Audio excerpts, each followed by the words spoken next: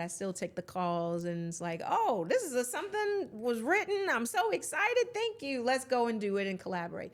But I'm really putting more energy into producing, directing, and really building a community of storytellers and collaborators that want to see the same kind of projects out there. Every meaningful transformation starts with a risk.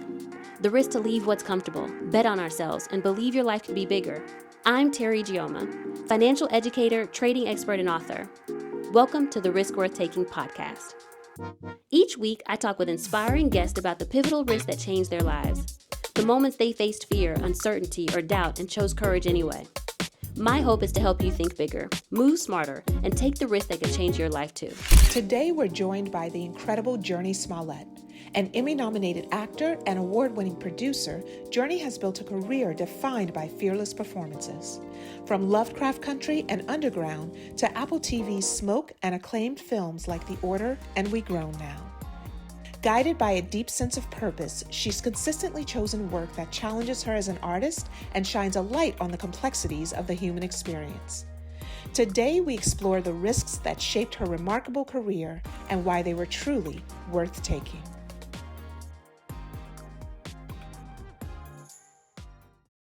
Welcome to the Risk We're Taking. I'm your host, Terry Gioma, and today I have Jurnee Smollett. I know.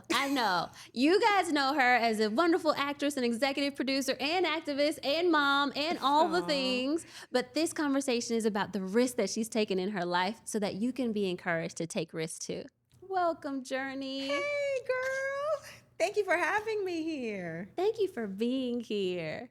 We've been friends now for a little while, and it's so fun to have you actually on the podcast in the chair, and now I'm able to hear your story. Let's dive in. Let's do it. So here's my theory. Okay. My theory is that some people see successful folks and they just feel like, oh, they just got there, like they just arrived at success. But I think it's actually several big risks that they've taken, or it might even be small micro risks that they've taken along the way that got them there.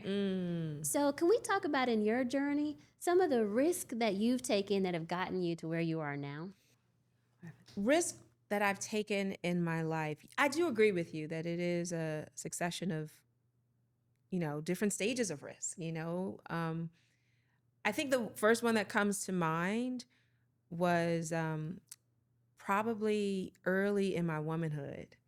I've been in front of the camera, Terry, since I was 10 months old, technically. Yeah. And so being a part of art and telling stories is something I've literally done my entire life. And yet there was a moment that I really wanted to quit. There was a moment where I felt honestly a little jaded. I think I was like 18, 19, 20 years old, and after years of doing it, having success, having those moments where, the phone calls aren't coming, also going through my adolescence and dealing with certain insecurities and then, just not feeling like I had a place in this industry, or the ability to tell the type of stories I would want to tell, I felt really frustrated, and I got way more satisfaction and joy out of the nonprofit world. Working, I was a part of this organization called Artists for New South Africa. I was their youngest board member, and I remember a very clear moment. I was really considering quitting acting and going into, volunteering and philanthropy full time. And the organization, we would do a lot of work here in Los Angeles and overseas to try to bring HIV/AIDS awareness to especially, my generation. And we did a lot of work between the countries of South Africa and America to try to bridge the gap. And, it was interesting. I just felt way more fulfilled doing that work. I felt like I was being used for a bigger calling, and it just felt purposeful, and it felt way better than getting calls from my agents at the time, saying, you want to come audition for the girl that dies in a horror film on page 26, and I was like, I don't want to be that Black girl that just dies early in the horror film. The first one to die. We're always the first Yeah, to die. Right. it's gotten better. But back then it was like, y'all don't see this pattern? This stereotype ain't cool. And I just was raised by a very strong woman who instilled in me and my siblings certain values and morals. And one of them was contributing to the solution and not the problem. And I felt like, I'm contributing to the solution by doing all this volunteer work. I was going to high schools here in Los Angeles through this LAUSD program it was called Positively Speaking. And I would speak to high school students about, how to have safe sex and how to remain HIV negative, but also how to destigmatize HIV AIDS, And so, long story short, I was invited by the organization Artists for New South Africa to travel to South Africa. I was broke. Okay. I didn't have no money. I could barely pay for my passport, okay? But the mentors, a part of the organization, who I'm so grateful to have grown up with this sort of village, Deborah Santana, Latanya Richardson Jackson, Alfre Woodard, and Sharon Gelman all called me and said, we're going on this trip and we feel like we cannot leave you behind. Wow. And they paid my way. It still makes me emotional thinking about that, because that trip truly changed my life. One, I think there is something very, very profound in just stepping into the motherland. There just is. And I don't think we can really diminish the spiritual impact it has on us as Black Americans when we do return to the continent. But two, I was just so inspired by, just the spirit of the folks on the ground. I met activists who were working in shanty towns for no money, but were waking up every single day doing this work because it felt purposeful. I met artists, who were using their platform to raise awareness and give back to the community. And I also was a part of a group of artists, like the women I mentioned, but also Samuel Jackson. All these artists came together to go and build wells in Ingwavuma, or go and give children access to education. And I was like, this is the work that is food for my soul. But what I realized on that trip was the power of art. There were so many folks that came up to Alfre or Sam or Blair and said, I was inspired to become a doctor because I saw you, Blair, play one. Wow.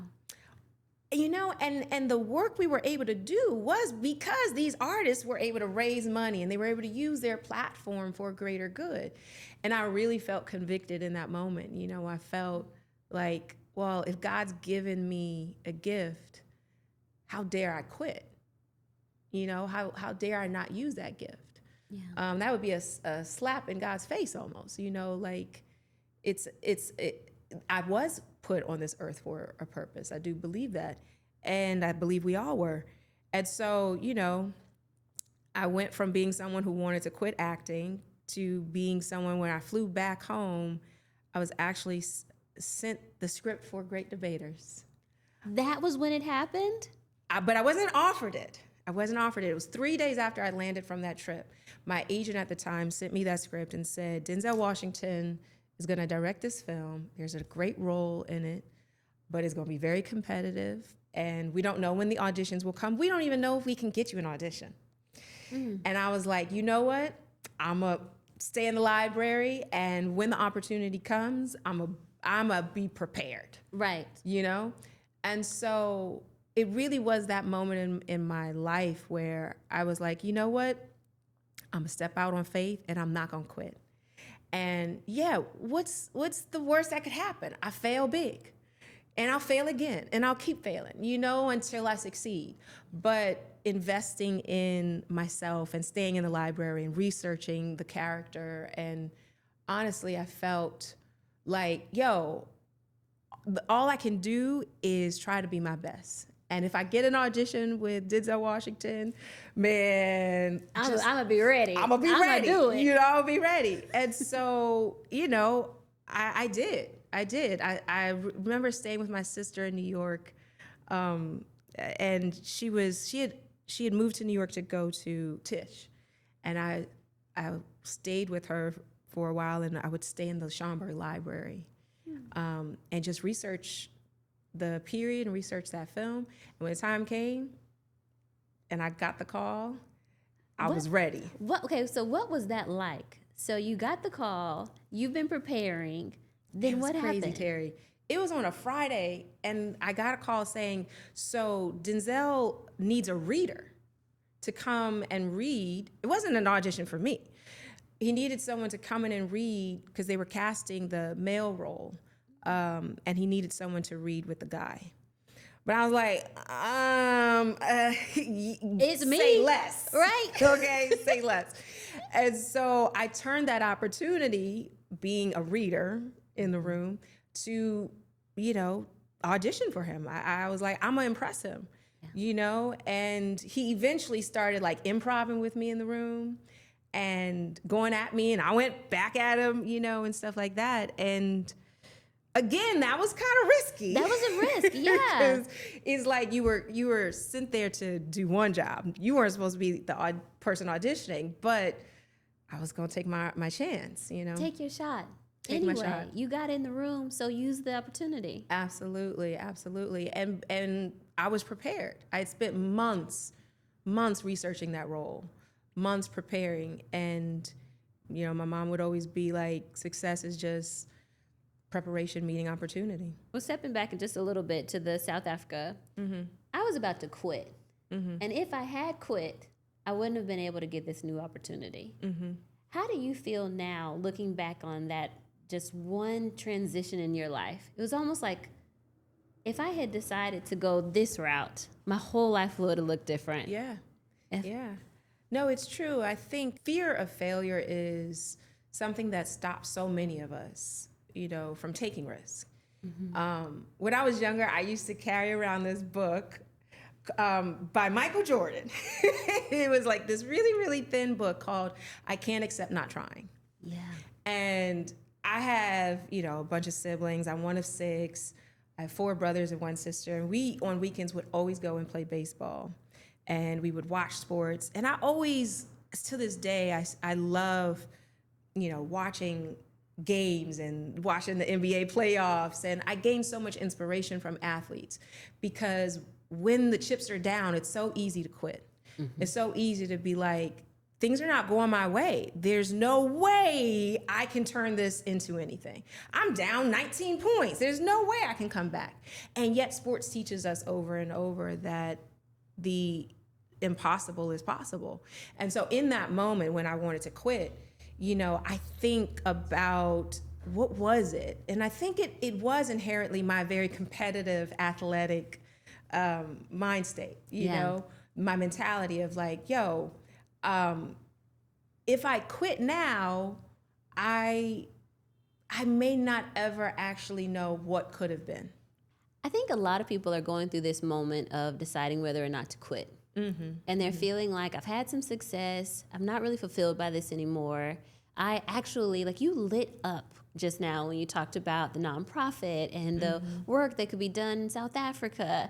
And we got to come back to that too, because we got to see like this, what lights you up now. Okay. But I wonder, for all those people that are thinking about quitting, but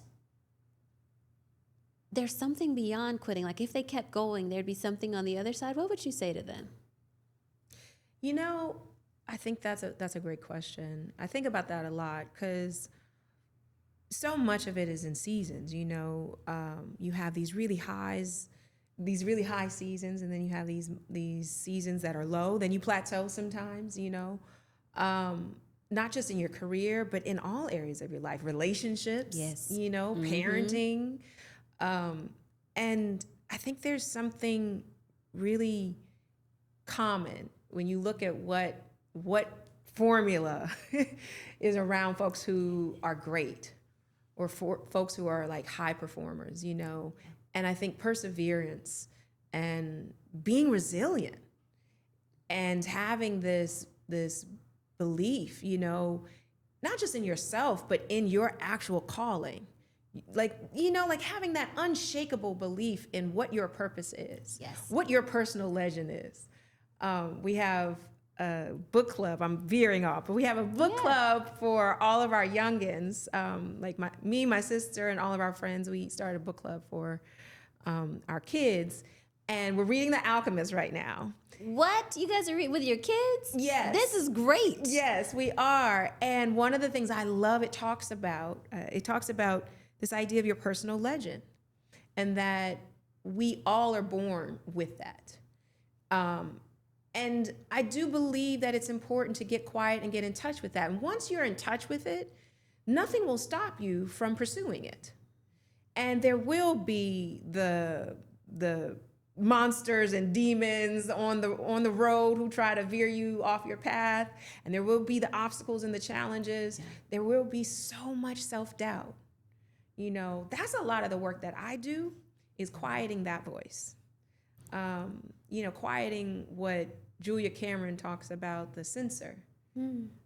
Every time before I take on a project, I redo The Artist's Way, that book that Julia Cameron wrote. Yeah. And because I don't know what it is, and I don't think it's just unique to artists, but every single time I take on a new project, I hear that voice going, you ain't gonna be as good as you were last time. Yes. Can you do it again? Can you outdo yourself? Can you grow? And I do have such a high standard for myself and a real growth mentality. And yet that, I don't know what you want to call it, imposter syndrome or whatever, Julia Cameron refers to it as the censor. And it is that voice, and it might have been your second grade principal. It might have been an agent that I had when I was younger. It might have been a casting director. It might have been one comment that someone left on a picture on Instagram. It's always the comments. It's always the comments. But we take in all that negative energy and all those negative voices. And so much of the work that I try to do in journaling, morning pages, and really getting quiet, meditating, praying, is to silence that voice. Because that voice is really just the opposition trying to stop you from actually walking in your calling and actually achieving your personal legend. And so going back to your question about quitting, I think so much of that work lies in believing in the unknown. Yeah. Believing in what you can't tangibly hold or what you can't see, and just taking that first step, and then taking the next step after that. It's the baby steps. It's like, I can't do all the things, but I can do this one step. And then I can do the next. Completely. You couldn't have told me when I was younger that, when I was doing all those TV shows, and I've done so much different TV shows. You couldn't have told me that one day I'd star in my own TV show, or that I'd be able to lead certain projects, or I don't know that I necessarily believed all that all the time, but I do believe that God put a big dream in me, and he put perseverance in me. Oh, he definitely did. I mean, I wouldn't be here without it. Well, tell us, we'll get to big dreams later, but tell us some of those big dreams he's put in you lately. I love that, Terry. I love that. A pastor once said to me, she said, God is a big God, dream big. And I think about that all the time, because I'm like, let me not underestimate God. Right? He built the whole world, and yet we're asking for can you give me a car? Lord knows how to build trees from scratch. He can build clouds. Mountains. He commands the waters. The oceans. Yes. We barely know much about the ocean, right? That's the cosmos, the stars, the sky, And he's like, he'll give you according to your faith. So if you can dream bigger, then he can be bigger. Right. And God, I believe, is wanting to expand our territory, but if we don't believe that it's possible, how can he actually work through our life, I want to know some moments in some of your big dreams. Ooh. Before I talk about mine, I want to hear about some of your big dreams. What are some of the big dreams God's put in your heart? A big dream right now is, of course, New York Times bestseller, For the Risk We're Taking. Yes. I want it to impact so many lives. Like I want to walk into the airport and see someone reading the book that I have never met before. And they're just enjoying it. I want to see someone put up a post about, oh, I just gave my friend this book and it's one of the best books and they've never met me, don't know what I look like, but it's impacting their lives. And I want to see someone post something that says like, you know, I was really afraid to take this risk, or I was really, you know, worried about how this was going to impact my life, but I read this book and the girl in the book does this really great adventure and she does it, and so I can do it. Yeah. Like, I want more people to know you exist. Mm.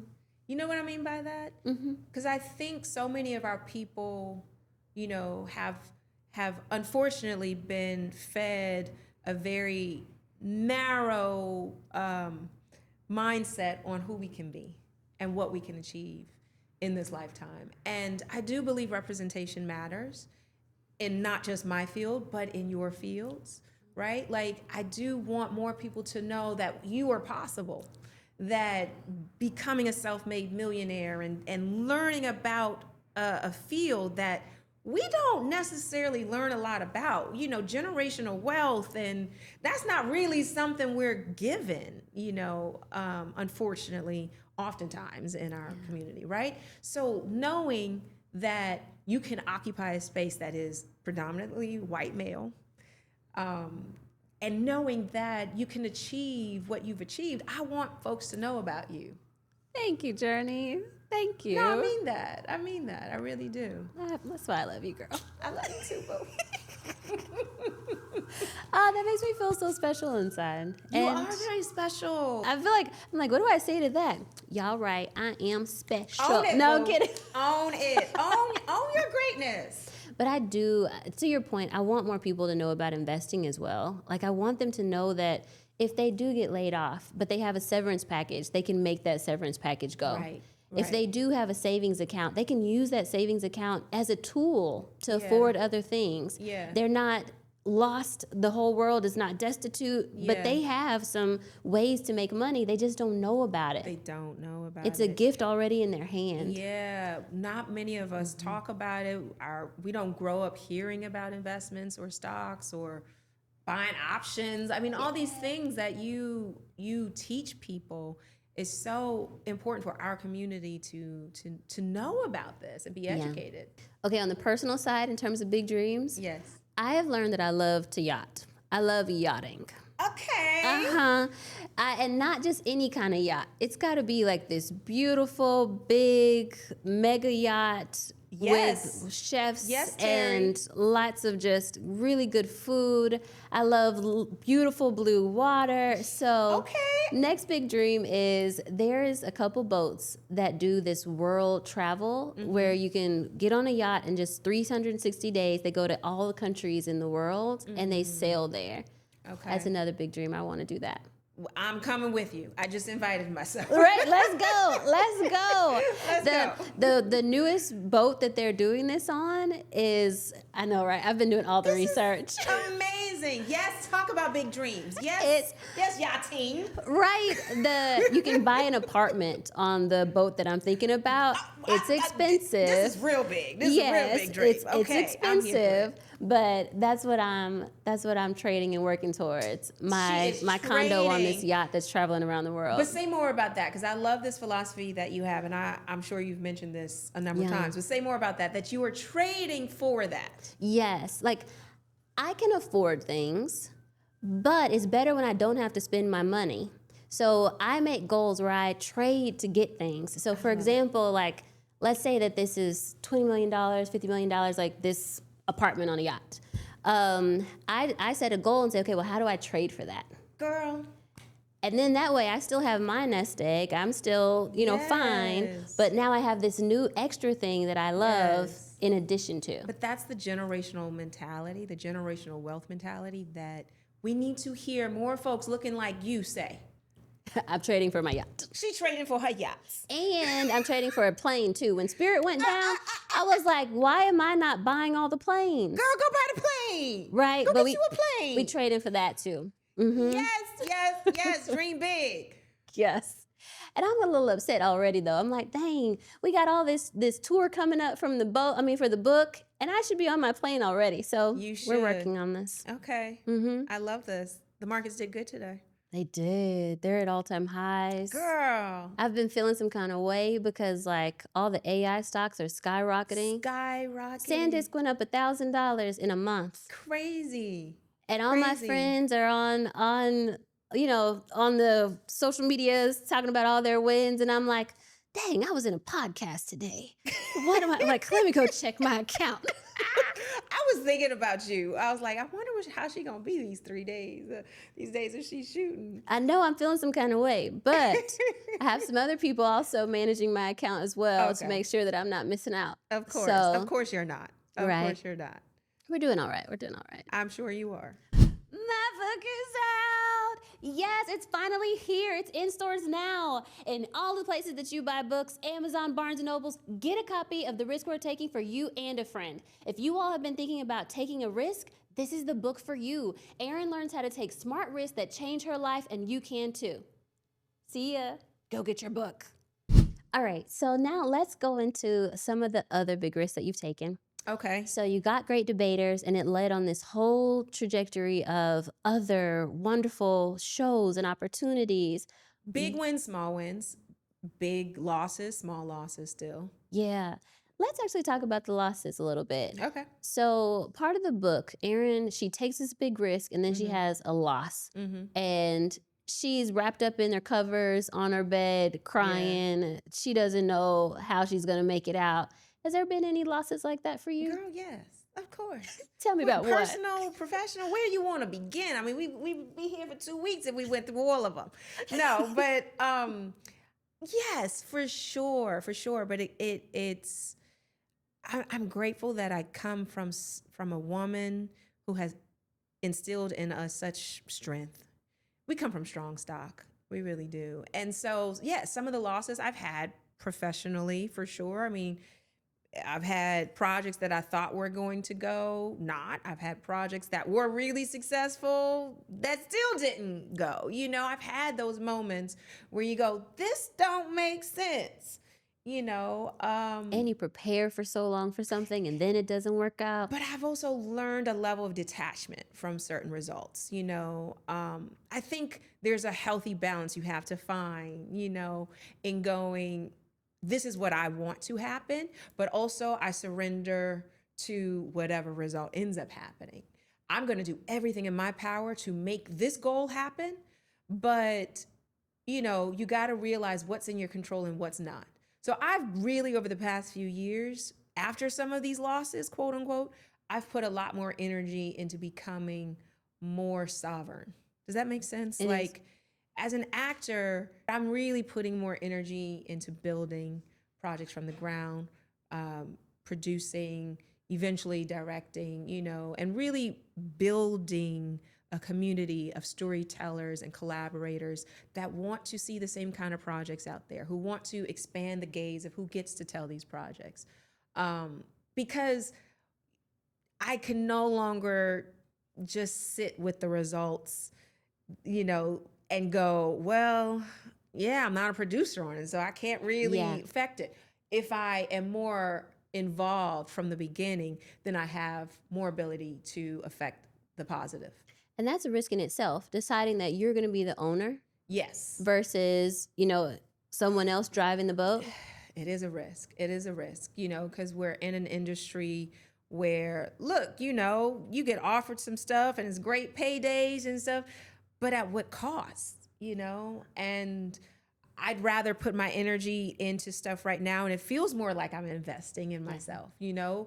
While, all right, the payment might be, I don't know, it might be down the road, you know, but it will be so worth it, you know? Rather than take something and short-term investment, right? You know, it's not going to have the same level of return. Not in the long term. Yeah, exactly. And when we think about just how we feel, oftentimes if you're going into it and you're not quite aligned, even from the jump, then you get into it and you're like, dang, why'd I do this? It's very true. And look, my resume is not 50 pages long. It is because I'm very, very picky and selective with where I put my energy. And you know, that has its pros and its cons. My resume is not 50 pages long, you know.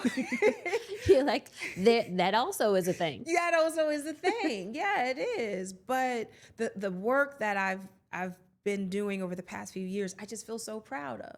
And I feel proud to have been a part of it. And I felt challenged.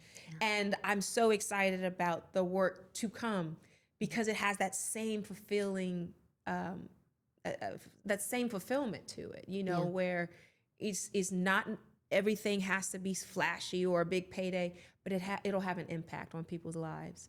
And that's really, at the end of the day, one of the things that I aim for the most is to just impact the world in a positive way.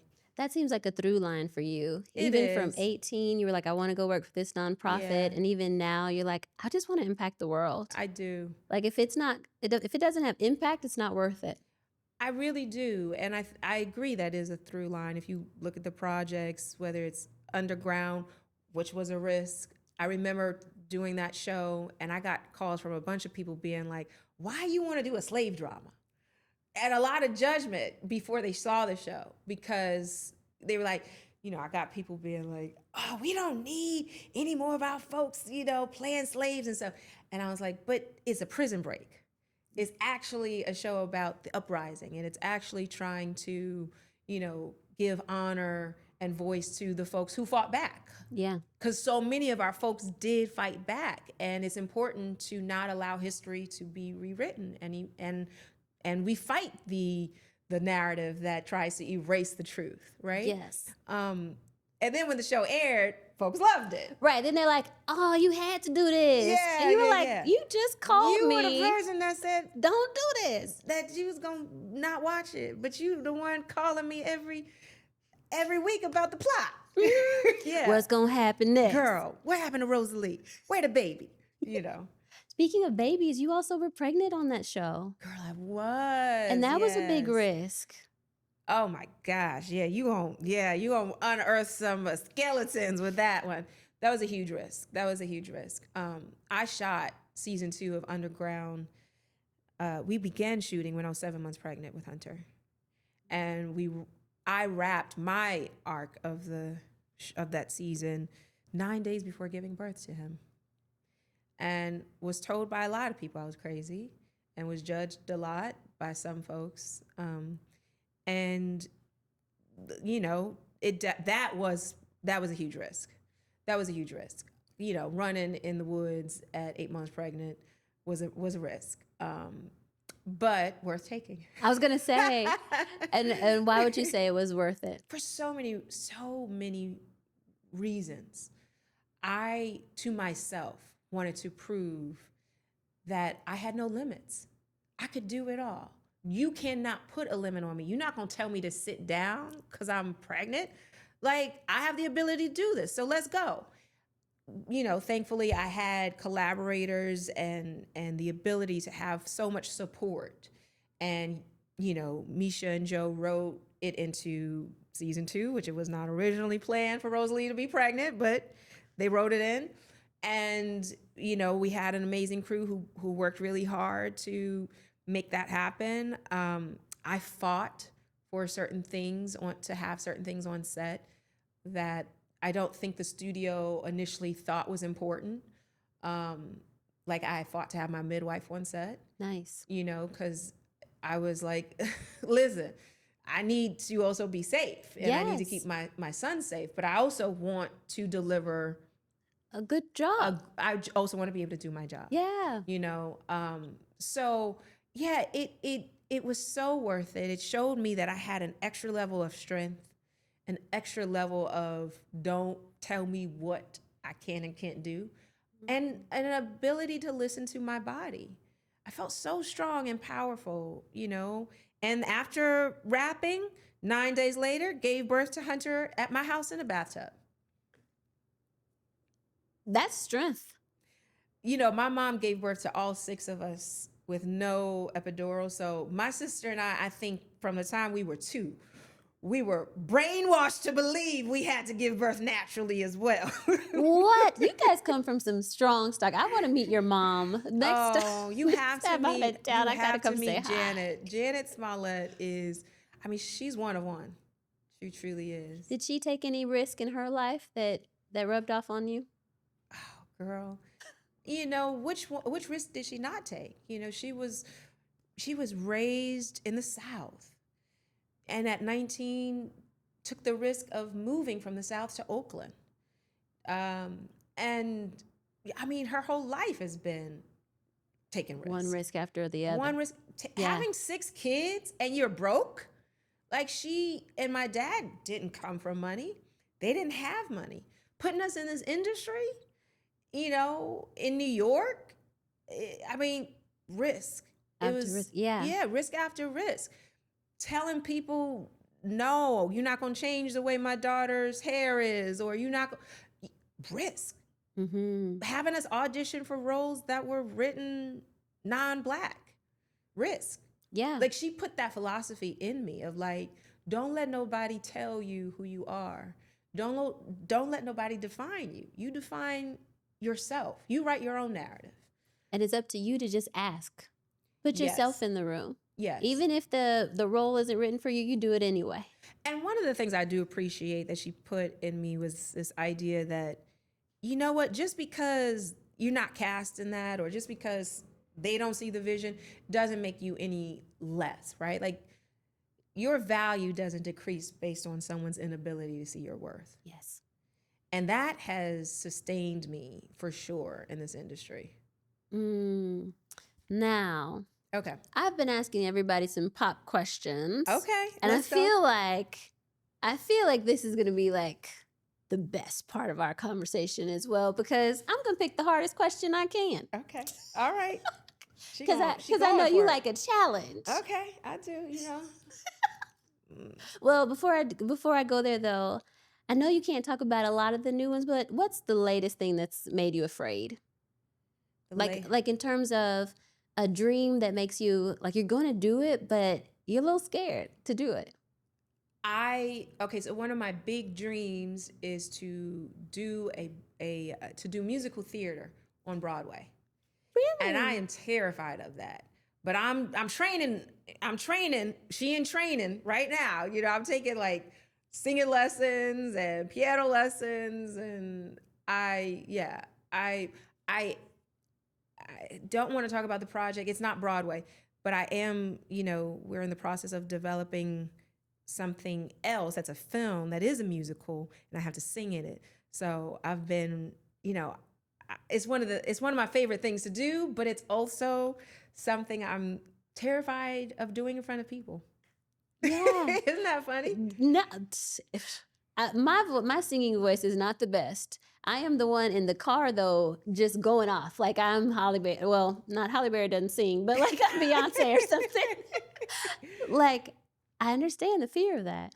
I've had a very long road and a complicated thing with my voice, but it is something I will absolutely tackle, and I'm excited to. What do you tap into when you have something like that? Something you want to do, but it scares you or it terrifies you?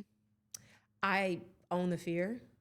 Like, I will literally talk to myself out loud and be like, I don't want to do this right now. I'm scared. Or I will say, like, my body's responding. I'm sweating. I'm getting under boob sweat right now. Like, I will literally acknowledge how afraid I am, because it disarms the fear for me. Yeah. Being aware of it and owning it, I think, gives it less power. Definitely. Are there any people that you talk to as well when you're afraid? Oh, yes. My sister. I have such a support system between my siblings and friends and my mom. I also believe in therapy. I have a therapist, and I wish we as a community could normalize that more. Mm-hmm. But I do see improvement. I see people talking more about, I have a therapist. Oh, you have a therapist? Girl, you got a therapist? What's your therapist say? Yeah. You did this? Oh. Look, we go and get checkups. Mm-hmm. We get our heart checked. why shouldn't our brain get checked, and our thoughts? All the time. Yeah. Right. I actually feel that way about prenups too. Now, you ready for these quizzes? I don't know. You scaring me. But this is a risk worth taking, so let's take this risk, Right? Terry. Come on. Oh, no. Gosh. All right, here we go. I'm gonna start with an easy one. Okay. Semi. She enjoys this part. I I can tell. do. It's my favorite part. What's scarier, failing or regretting? Oh, what's scarier? Regretting. Yeah. Why? I can't accept not trying. Michael Jordan. Same I for can live me. with the results if I feel that I gave it my all. And it's how, like if you go and audition and you don't get a role, I can live with it as long as I know I crushed it. And it's y'all's fault. Right. We don't want to make the same movie. They don't know what they're doing. Sorry for you, boo-boo. They gonna 'Cause pick I'd have the been- worst I'd have killed person. it. Right. Well, I feel that way in business too. Like sometimes you put your all out there and you don't get the deal or you don't get whatever it is. At least you know you put your all out there. And usually you learn something from it. Mm-hmm. And that's actually the best part about risk taking Yeah. is the learning. Yeah. You grow every single time. You grow every time you fail, too. Mm-hmm. Yeah. All right, you ready for the next one? Go ahead, girl. They gonna get harder. Ooh, this one's No, we're doing it. What's the most toxic thing we normalize at work? Ooh. Mm-hmm. The most? I mean, I don't know that I can say the most. I can list several things that are toxic that Let's do are it. We'll list tolerated. them together. Go yeah. ahead. I mean, listen, I've actually done a lot of work in talking about this and, but definitely the workplace environment not being safe and tolerating folks being disrespectful or harassing folks or normalizing certain jokes, I think it's definitely gotten better post Me Too and Time's Up and stuff, but there's still so much work to do, not just in my industry, but in all industries. I was just on the phone with a friend who's a guy, and he was saying how he actually deals with certain things in the workplace environment as well, like certain harassment. And I'm just like, we got to stop this. We got to just do better as human beings, Mm-hmm. And I feel like another one that we're normalizing that's messed up is this idea that people don't have to sleep. They don't have to take care of themselves. They can just work all the time and be fine. Yes. And this idea that, you're supposed to push yourself so hard. It's inhumane. The work-life balance doesn't really exist. And it's actually really discouraged, Mm-hmm. Which is also hard. I think we got to talk to ourselves about that too. Yeah. Because as high achievers, or I know myself overachievers, my team is telling me even now, they're like, you haven't eaten all day. Yeah, but I girl. push myself really hard. Yeah. So we also got to think, okay, how do we even normalize for ourselves to be healthy in work? And as the leader, you can model certain behavior. This is true. Y'all can eat after this. No, Another thing I think we tolerate for too long is the wage gap. Yes. And it's so big between men and women, then between different races. Yeah. And we tolerate it like, it's just supposed to be that way. Yeah. Mm-hmm. That's a good one. All right, we're going to keep going. You ready? Go ahead. What's one sentence someone needed to hear today? One sentence someone needed to hear today that I said to someone was, how can I help? How can I be of support? Mm-hmm. Mine was, you're okay. It's going to be okay. Mm-hmm. Mm-hmm. You're good. Yeah, that's good. What's one boundary that changed your life? No.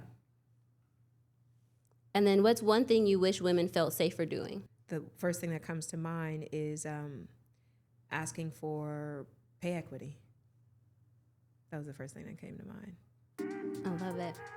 Jurnee, it's been so great talking to you. You too, Terry. I just love you. Thank you for this wonderful conversation. My pleasure. Is there anything else you feel like you want to say before we finish? I just adore you. I adore you. And this book, everyone go get The Risk Worth Taking. Go get that. Mwah. Yo, Love you. I love you too. Thank you so much. Give me a hug. Yo, this has been The Risk Worth Taking. I'm your host, Terry Gioma. See you next time.